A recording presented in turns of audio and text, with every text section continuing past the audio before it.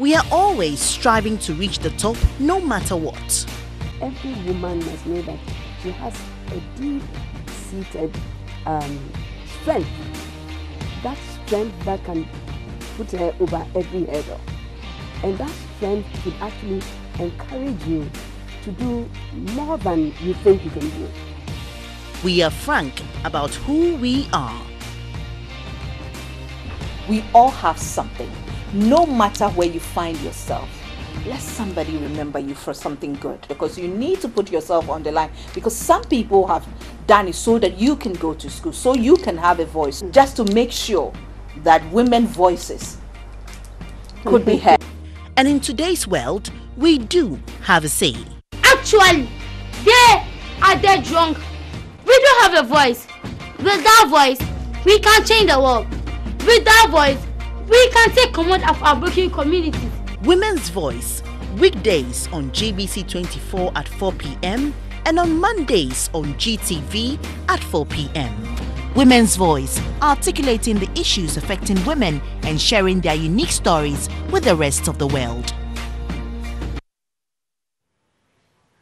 Hello, many thanks for joining us. This is Women's Voice, and today we are coming to you from Aberdeen in Scotland. My guest is a mother, she's an academician, and she's also involved in the governance process.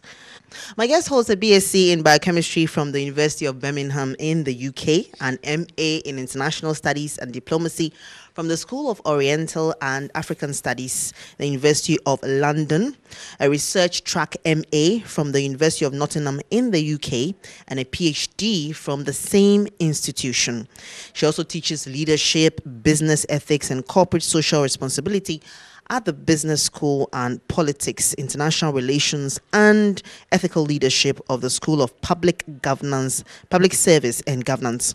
She helped establish the John Agyekum Kufuor Foundation. Prior to this, she was a research fellow at the Institute of Democratic Governance, and she headed the Poverty, Inequality and Sustainable Development Program.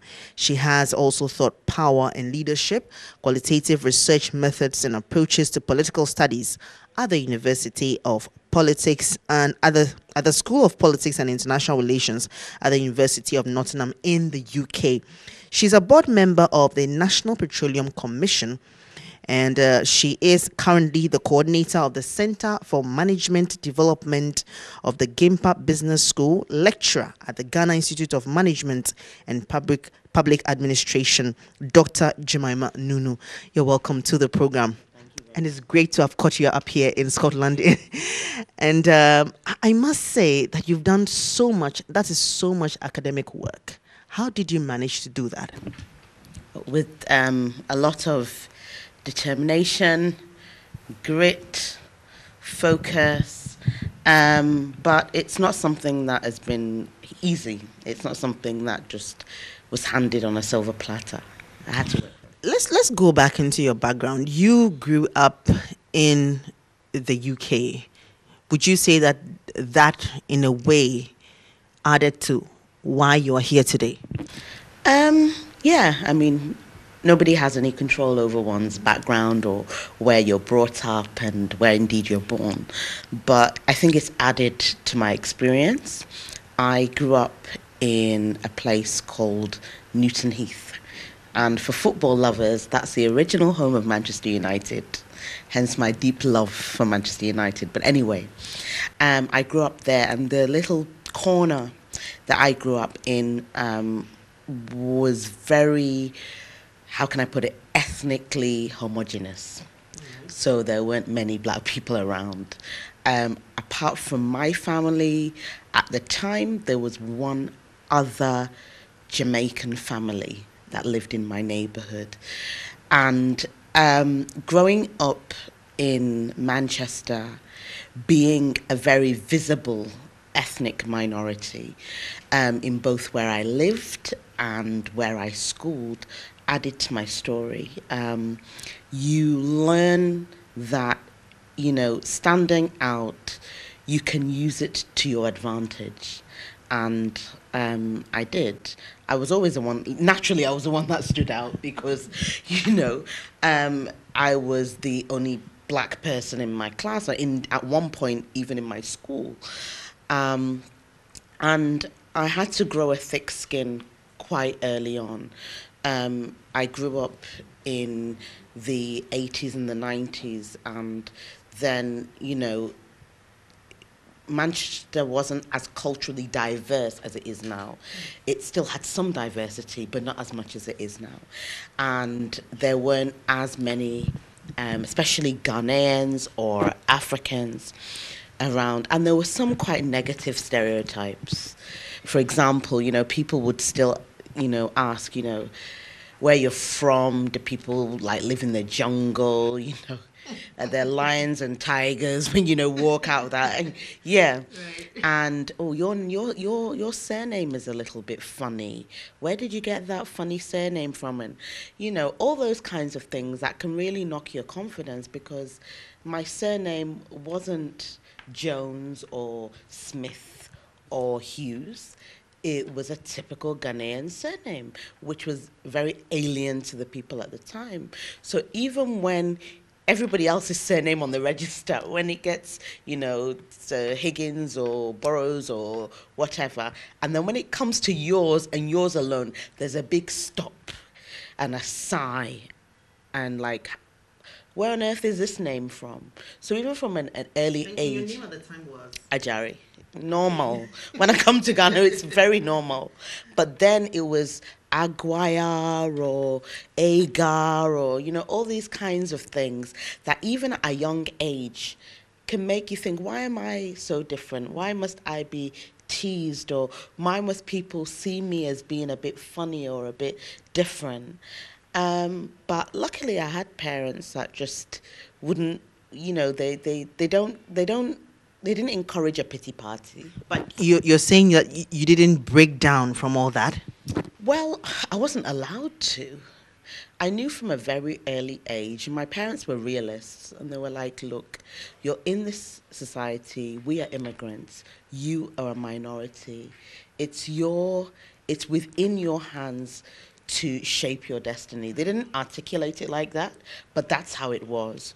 So if somebody called me the N-word, I'd go to school, you black this, whatever, and I'd come home, and then, you know, my parents were like, yeah, you're black, and, you know, you don't need to cry about it. You should be proud of it. You're from Ghana, you have a heritage. If your people at school don't see that, well, you have to hold yourself in a way that they must respect you. So, yeah, there was no room for that. I couldn't go crying. I mean, maybe inside, you know, when people did call you names, it hurts you a bit, but because I wasn't allowed to dwell on it, and I was always told to focus on what I'm good at. And I had brilliant teachers as well. You know, I had teachers who believed in me, and from when I was in primary school, I had one particular teacher who saw my ability, and she took my parents aside and said, you know, your daughter is academically really good, we're going to push her. And they pushed me. Yeah, I got laughed at, I got teased, but, you know, while everybody was playing out, I had to be in the house doing extra work, and that was from when I was probably around 9, 10.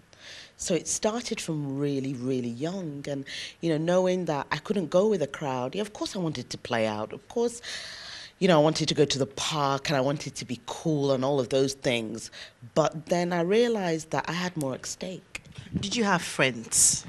I did. My friend from nursery is still my friend to the day. My first ever friend that I made is still my friend to today. And she came to visit me about a year ago in Ghana, actually. But I've had to learn that I can't follow my friends. Mm. So I've got friends that I've been friends for most of my lifetime.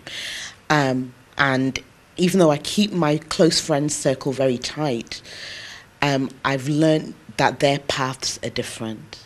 So, you know, my friend that has been my longest friend, her path is very different from mine. My friend that I met at university on the first day of university, Emily Ugochukwu, we're still as close now, but her path is really different. So as much as you're friends, I didn't let that influence me on how I should go. So Now, you did some biochemistry, but you're not in the labs. Neither are you in the medical field. What happened? what happened? I had an epiphany. I was always a science student. I did maths, chemistry, physics, biology. At one point, this is a little known fact, I did further maths. Yeah, and then I realized that I didn't want to do that. So because I was already doing more than enough subjects, they allowed me to drop further maths. But I was very science-led. So when it came to choosing subjects, it was all science subjects. I didn't even want anything to do with any essay writing. Always wanted equations were my favorite.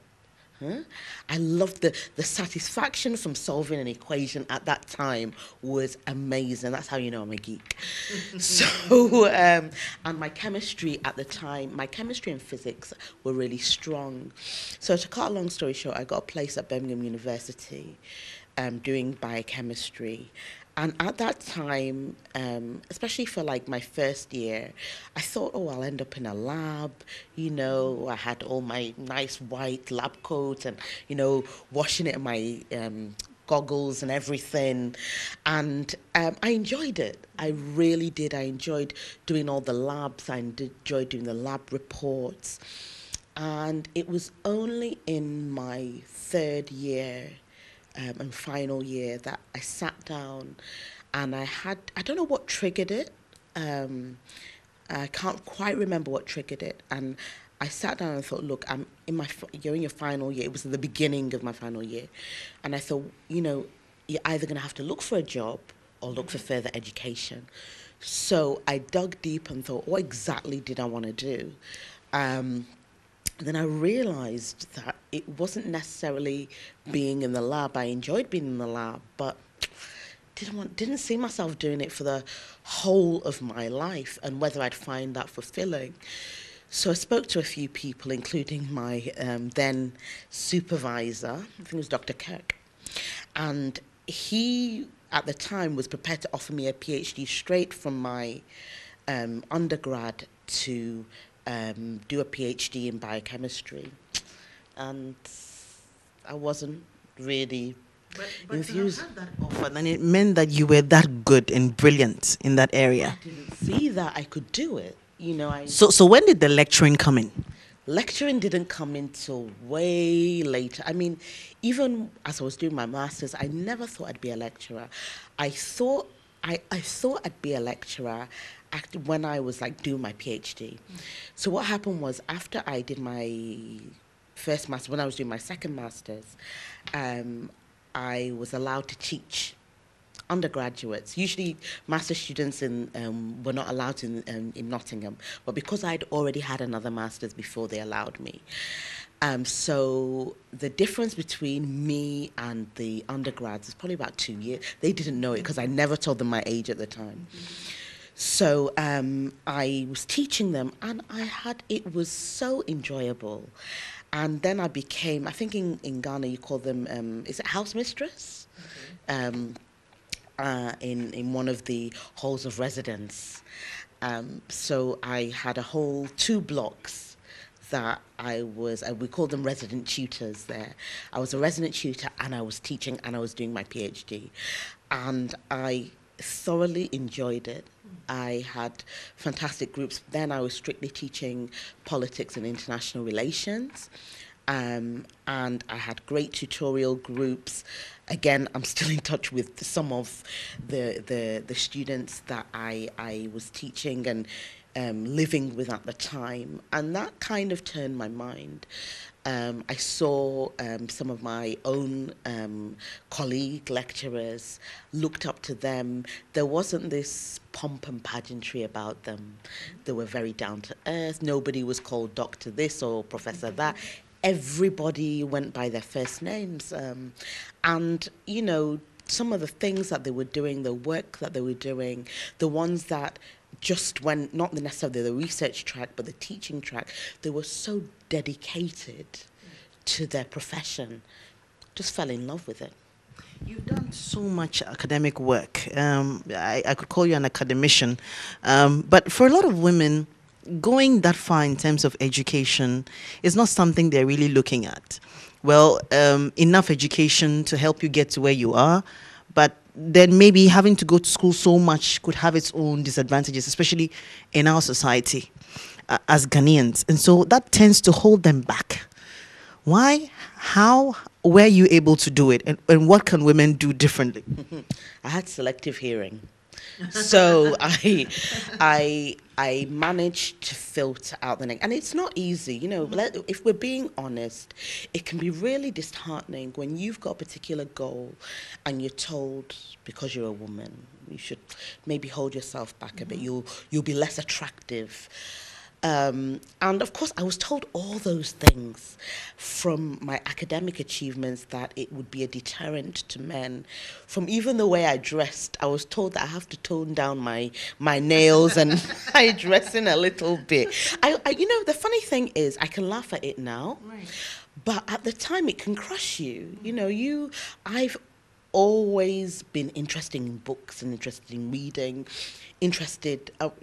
ambitious, let me put it that way. So when I've been told that, oh, you know, Jemima, it's bad enough you've got a master's, then you went and got another one.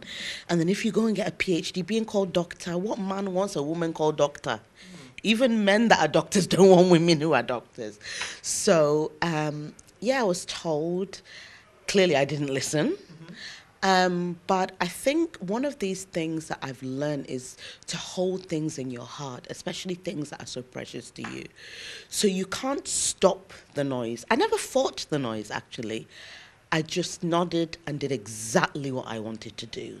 So if you come and tell me, oh, well, you're not going to get a man, you know, the most I'll tell you is, well, if the man is intimidated, he wasn't meant for me. And then you move on, because the energy that you will expend fighting all the naysayers, you might as well put it into achieving what you want, and your achievements prove them wrong. So all the people that said, oh, she's going too far, she wants to do this, she wants to do that, well, you prove them wrong just by doing it. But even now, you are blending family, managing the family, and this, and then there's so many other things that you're doing, apart from the fact that you're lecturing, and you are here in Scotland. Yes, and you know, doing certain things. I always say, for everything you see me and you think I'm doing so well in it, there's another area, maybe two, where I'm not doing so well. And you know, I have to admit that, because I can't do everything fantastically well. There's certain things that, I try, and maybe, I get it right, but I get things very, very, very wrong. And the people that I have around me are gracious enough to understand me and, you know, quote unquote, forgive me for my many failings, because, you know, we're here in Aberdeen. You know, I take very seriously the appointment that I've been given. I don't take it for granted at all, and I seek to do the work very well. But at that same point, something else has got to give. So, you know, I have to be away from the home, which we thank God I have an understanding partner that, you know, whilst I'm away, sorts themselves out, which is fine. But I think as women, we're under so much pressure. Everybody thinks every single aspect of their lives has to be perfect and all together. And, you know, by and large, many things are together, but not everything can be perfect. There might be times where, you know, you might have to get home at 8 and just shove something in the microwave and get it to eat. It's never, ever perfect. There might be times you have to be away from home a little. As long as both parties understand this and appreciate it, there shouldn't be anything wrong. Do you think that as women we're being too hard on ourselves? Because you talk about acknowledging the fact that you can't be perfect, and yet sometimes there's a certain perception that some women have been able to get it all together, and that should be possible. I think we are too hard on ourselves. I think I wrote an article called Superwoman Does Not Exist, and I still hold on to that, because what we see is like you know, when you say the tip of the iceberg, you only see the front, you only see the public facing. You don't know what's going on in the background. It's like when people ask, oh, you know, how are you able to be successful in this particular area? And you just say it's a lot of hard work, sacrifice, sometimes compromise, you know? So I don't like putting women under undue pressure. If a woman sees me and starts saying, oh, she's got everything all together, her life is perfect, mine isn't, it's false. The facade is down. There's some areas, as I said, yeah, and I'm really, really happy about. But there's others where, you know, we all need a helping hand, we need improvement, you know, we need a bit of guidance, and we shouldn't be afraid to admit it. We shouldn't feel like we're a failure if we say, look, this is an area which I'm struggling in. I think if we created these environments where women feel safe to let their hair down and say, you know, this is not going so well for me, how can we help? Then maybe we wouldn't be so hard on ourselves. And so the next thing I want to talk about is the fact that you find yourself in spaces where you are either the only woman or maybe it's just one or two of you. And I want to know how that feels like and how you've been able to get past that. And also we'll talk about your work on the Petroleum Commission as well, and your contribution to that aspect of governance. This is Women's Voice. Today on the program, we have as our guest Dr. Jemima Nunoo. She is a lecturer at the Ghana Institute of Public Administration and Management, GIMPA. We'll take a quick break.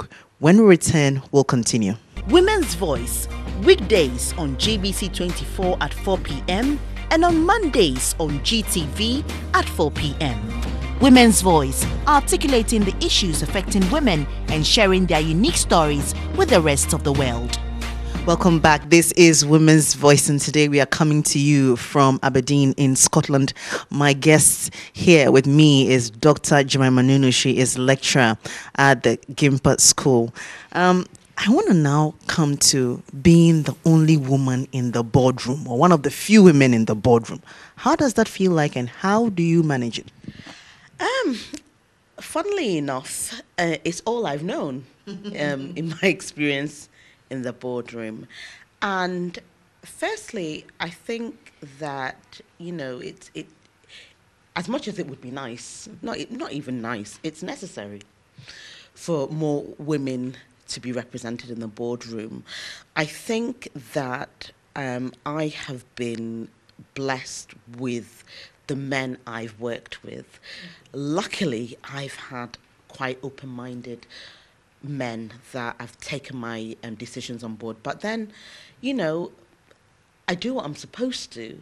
You can't be a token woman and just be there, look pretty, quote unquote, and just be there for just the fact you're a woman. I make sure I contribute. I make sure I read what is in front of me. I make sure I take time to reflect and analyze on the important decisions to be made. I want to contribute. I mean, if you, especially at the Petroleum Commission, even if you ask some of my committee members or staff, I'm very hands-on. I don't like to be just there for the sake of it. If I've been appointed to a particular position, I believe it's on merit and what I can offer. So I do just that. Right. I want to take this opportunity to ask about this accelerated plan by the Petroleum Commission for the oil and gas sector. What exactly is the plan? It's called the Accelerated Oil and Gas Capacity Building Program. Right. And it's basically about, it's got different legs to it. It's on the individual level, equipping particular individuals, mainly in the technical and vocational departments, welding, fabrication, to reach these international standards. What we found is we've got a whole heap of very talented technical and vocational people. But when they come to the oil and gas sector, they're held back because they're told that they've not been trained to a certain international standard, etc., etc. And we're trying to bring this together and train them to that standard. I think in total for the duration of the project, we're looking at about 500, but I could maybe more than that. And we're also looking at equipping institutions, especially institutions of learning. There's certain ones that we've identified, such as KNUST, Regional Maritime University, I think Takoradi Technical University, KICAM, and probably the University of Ghana, I think might be in that, and looking at their infrastructure, looking at the equipment they have, looking at their facilitators, their lecturers, equipping them with not only the latest skills and knowledge, but how to impart that into the students that they're teaching, the infrastructure of the universities as well. It sounds like it will take time because there are several gaps in these areas that you've mentioned for even these institutions, training institutions, and even for the companies. Acquiring those kinds of, let me call it, skills to that level to meet the international standards all take time. But you're saying this is accelerated. Are we looking at a time frame? The time frame we're looking at is probably about 3 to 5 years. And that's why we're here. We're looking for partnerships. Right. I've been in a range of different meetings with Glasgow Caledonian University, looking at Aberdeen Drilling School. We've visited sites of companies as well, looking at seeing how they can concretely partner with us for apprenticeships, for teaching, curriculum development, so many things. Even the companies that are here is part of the Accelerated Oil and Gas Capacity Program, because a lot of our companies say that the barriers for entering the oil and gas sector are far too high. And how do they overcome that? How do they learn about this industry quickly so that as these international oil companies are coming in, they can provide services? So we devise, as the Petroleum Commission, we devise this mission, the trade mission, so that they can come and they can form their own partnerships. We just provide the platform. And they do that. We're having it in Aberdeen. We're going to replicate this in Oslo in Norway, Houston in Texas, and some of the other oil hubs. Away from oil and gas, you also lecture in leadership. And I want to talk about women in leadership. Women in leadership are probably the most critiqued leaders to have ever come across. Everything a woman leader does is called to question. The thing is, how do you rise above all the expectations and still perform as a woman leader? What would be your advice to women in leadership? Well, first of all, as a woman in leadership, you are open to immense scrutiny. Everything from the core competencies of the job you're scrutinized on, and then other ones that bear no relevance to the job you're also scrutinized on. Yes, and it's a fact. So you've got the double whammy. How do we overcome this, or how do I overcome this? I always say I stay true to myself. I don't make apologies for who I am. And as women, we tend to, I'm sorry, I'm feeling a bit emotional. Everybody gets emotional. Mm-hmm. Everybody. I've had men, male bosses, female bosses. We all get emotional. But the women get more flack for getting too emotional on the job. Yes, but the thing is, where do you gear your emotions? When I am angry, and everybody gets angry, I gear it to doing what's right. Yes? So you channel it in a different way. I am somebody who I would say, am I sensitive? I like to think I'm sensitive to other people's needs or feelings. So, and there's nothing wrong with that if people call that emotional. So if there's somebody in my team and I look at them and think, they look like they're having a bit of a bad day or they've been a bit off key lately, I take you aside, I sit you down, and I will have a heart-to-heart with you. I've done it even with students. So now my students, even when they leave my class, they're still my children. Because that's what you bring. That is me. I shouldn't have to defeminize myself in order to achieve what I want to achieve.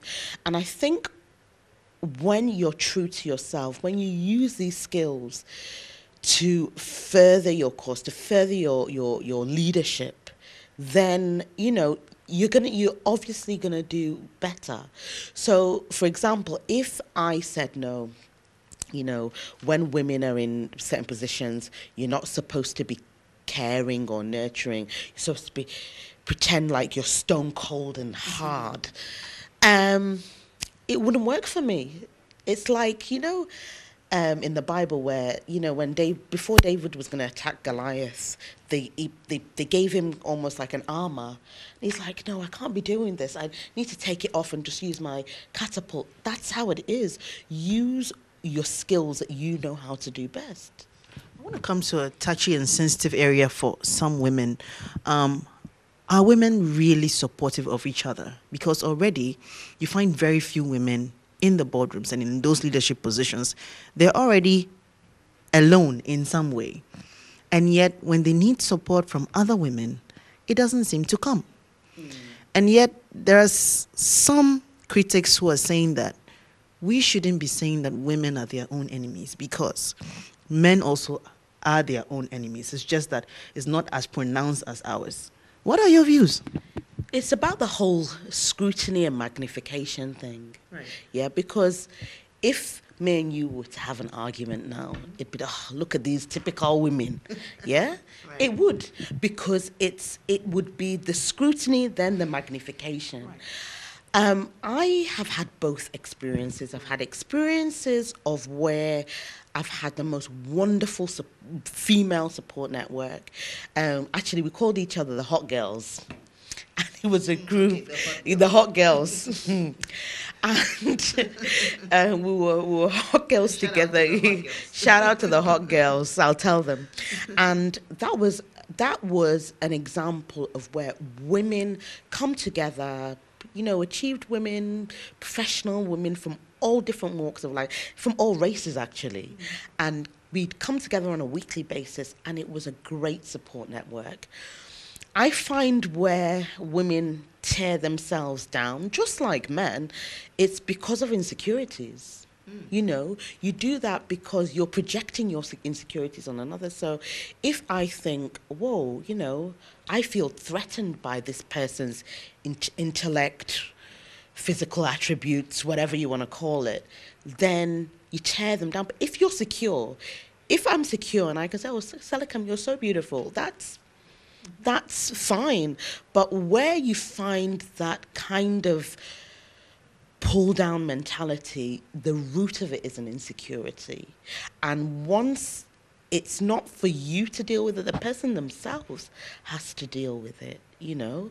I don't know, but what I found is before people get to know me, they have very interesting and very different ideas, especially when they just read that profile. Because you're more than your profile, you're more than even your academic attributes, you know, and you know, you're more than your job. No. Tell me, I really want to know, what are some of the interesting things you've heard about yourself? Oh gosh, some of them, yes, some of them I can't say on TV. Right. But you know, I think when you're a female PhD holder, remember I got my PhD when I was really young, and you know, maybe if you put your thought out there, I noticed this in Ghana, you say one or two things, or this is what, oh, that too known, oh, that girl, she's so too known. And I was like, really? Okay. You know, sometimes, funnily enough, it can be misconstrued as disrespectful. Because you know your stuff. Because I know my stuff. And I remember I wrote, it was a piece for one of my bosses, and they said, oh, why are you giving this screwed account of history? And I said, oh, really? I have referenced everything. So if it's a skewed account of history, go to my references, then you can critique them. I'm sure I didn't go down that well. But because I was brought up in the UK, that's what you would do. You go to the references. If you think that my account of history is wrong, I've referenced it. Tell me that my references are wrong or skewed. Open me up to other ones. Don't just say, oh, and be very dismissive. So I think that's what it is. I've learned now to choose my battles. So if I choose a battle with you, know that I'm ready till the end. But a lot of them I let go, not because I see it as weakness, just because I think when you focus, you know what you have to focus on. So there is a school of thought, and you lecture in leadership, you teach leadership. There's a school of thought that says that women are not comfortable seeing other women lead them. Your thoughts? My thoughts are that's not true. Yeah, I think even a lot of these things are socialization. We're taught to be rivals. Oh, this one's prettier than, isn't she prettier than you? Her hair's nicer than yours. I grew up knowing that, I can't be friends with that girl because she's not up to my level. Really? And you're brought up with this. So instead of seeing your woman as somebody who is somebody you can gel with, your sister, whatever, you almost, from the get-go, you're brought up in competition. But it's not something that is genetic. It's something. This is socialization. They're sizing each other up. Yeah, it's something that's learned. It is something that's learned. It's not inherently genetic to be competitive with another woman. And we grow up with that in our teenagers. You even just need to go to schools, but we can change that. Yeah, if we bring up our daughters, if I went home and said, that girl's not prettier than me, my mom would be like, well, why is that important? It's not important. Or this person is this than me. Well, no. Just because somebody is shining this area doesn't have to dim your own light. It doesn't have to be like that. But as I said, it's years of socialization. We all do it. Yeah.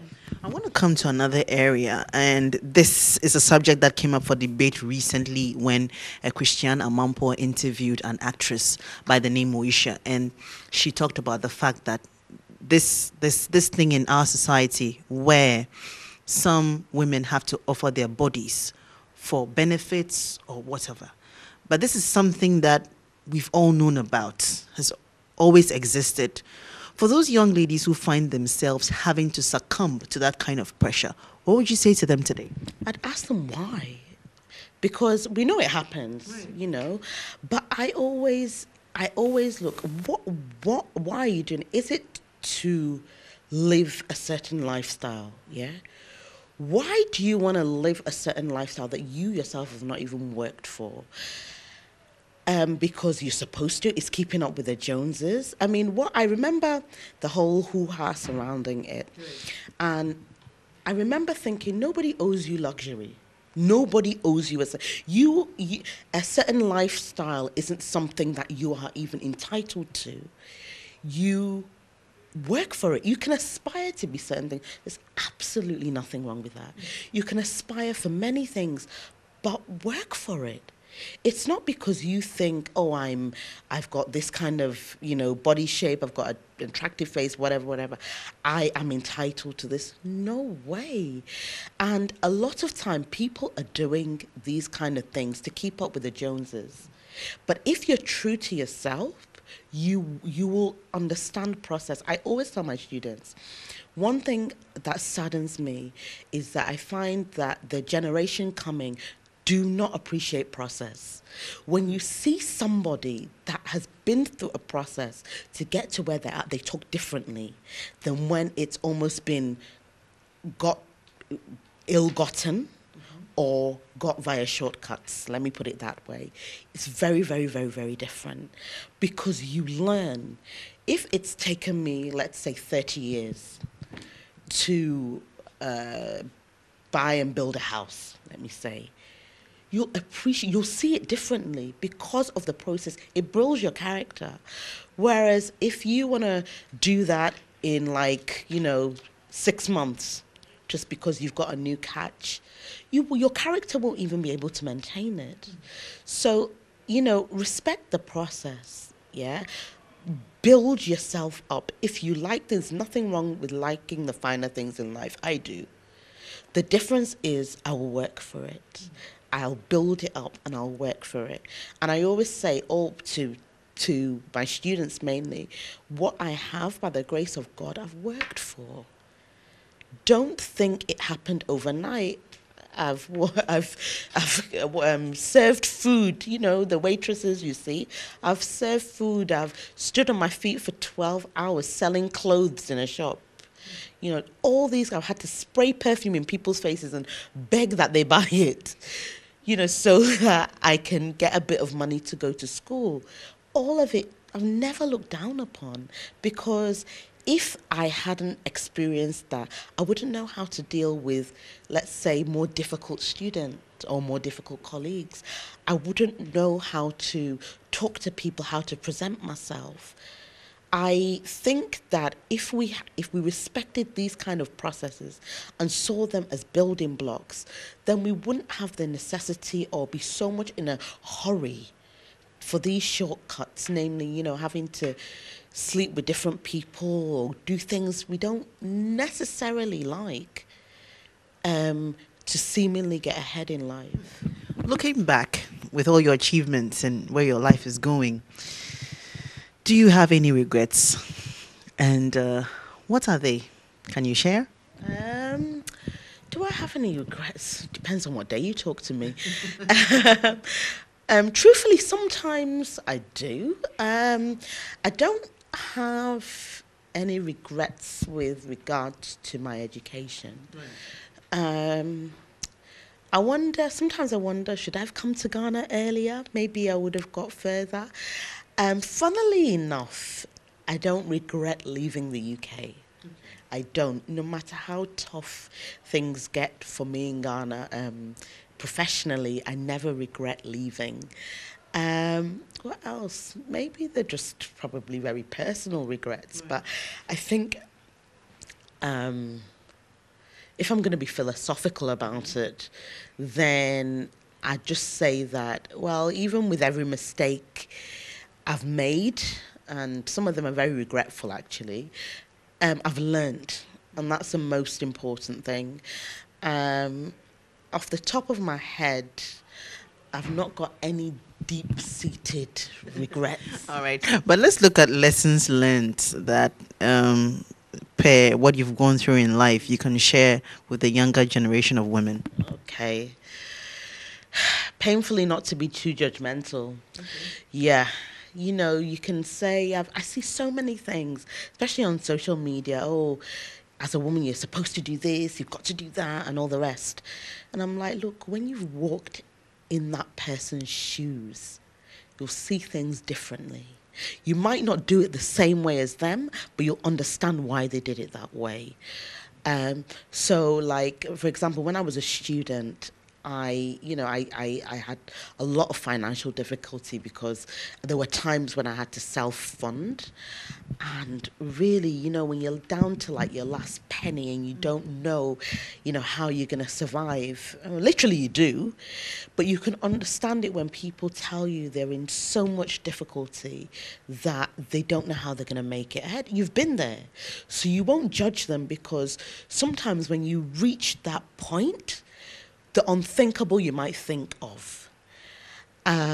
So a lot of the times, you can sit maybe in your, perfect tower and think, oh, this person is just immoral.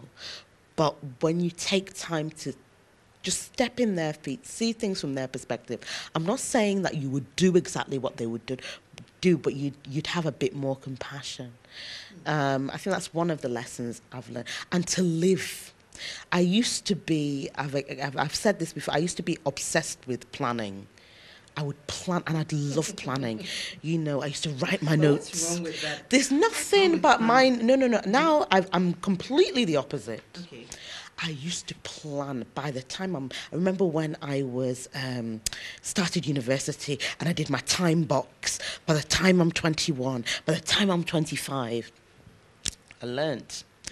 I was busy planning, and I wouldn't enjoy the now. Now I've changed. Events in my life have caused me to change, but that's quite dramatic. But I've realized that tomorrow isn't promised. So let me live now. I used to buy shoes and think, oh, I'll wear them next year. And but now if I buy a pair of shoes today, it's liberating. I can wear them, not that exact day, I've not gone there, but I can buy them and wear them maybe a day or two afterwards. So just to live, enjoy the moment. I never used to enjoy the moment because I was just too busy thinking and planning for the next one. So, you know, after my first degree, I was planning for my master's. After my second one, then you're planning. So don't do that. Life passes you by too quickly. All right, but before we go, your concluding words of advice to women who are watching, in whichever area you think that women need a word of advice on. Oh, well, just be true to yourself and do you. You're the best person at doing you. So continue to do you. And you will, in your area that you're meant to achieve in, you will excel, but just be true to yourself. Thank you so much, Doc, for having us and spending time with us, talking to us. This has been Women's Voice. We've been talking to Dr. Jemima Nunoo, of course. She is currently the coordinator at the Center for Management Development of the GIMPA Business School. That's the Ghana Institute of Management and Public Administration. My name is Selikem Acolatse Apaloo, and this has been Women's Voice coming to you from Aberdeen in Scotland. We'll do it again same time tomorrow.